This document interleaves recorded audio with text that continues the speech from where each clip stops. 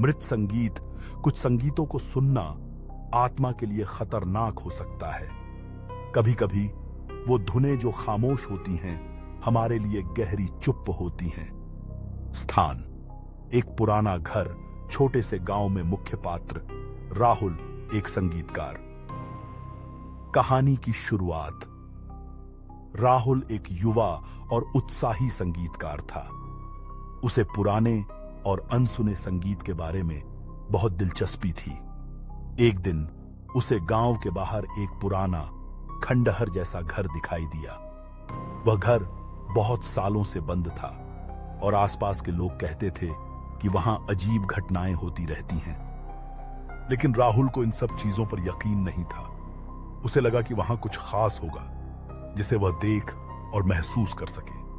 वह घर के अंदर गया और वहां एक पुराना पियानो रखा हुआ था।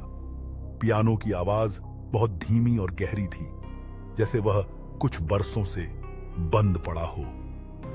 राहुल ने पियानो को खोला और फिर से उसमें उंगलियां फेरनी शुरू की।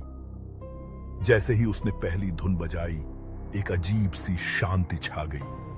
पियानो की आवाज गूंजने लगी, लेकिन राहुल को कुछ असामान्य महसूस हुआ।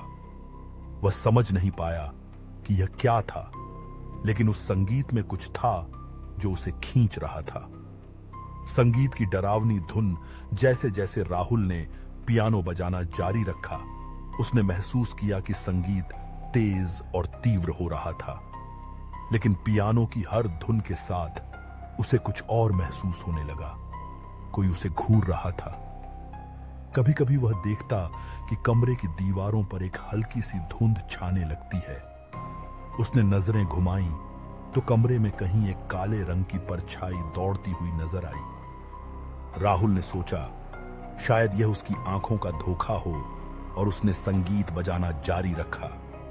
लेकिन अब पियानो से आ रही धुनें एक अजनबी और भयावह आवाज बन गई थीं, जैसे कोई मरा हुआ व्यक्ति गा रहा हो।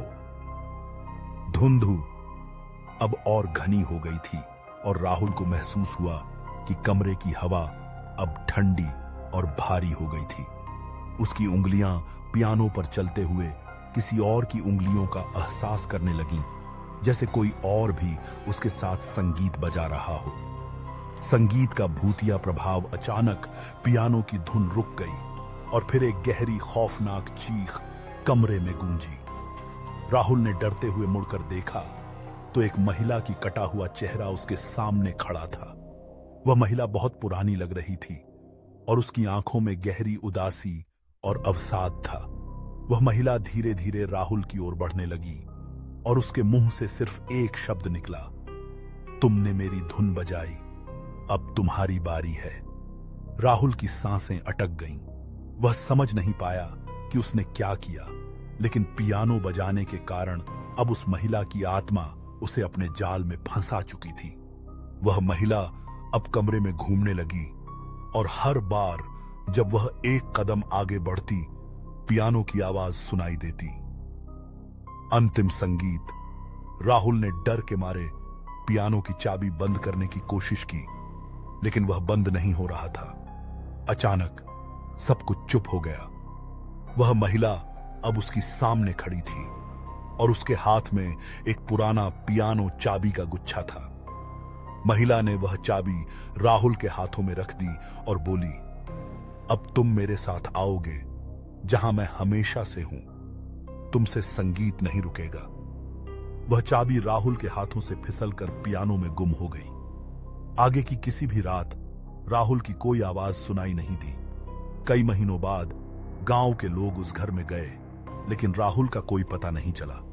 लेकिन वहां पुराने पियानो की आवाजें फिर से गूंजने लगी थीं और यह संगीत अब कभी बंद नहीं होता।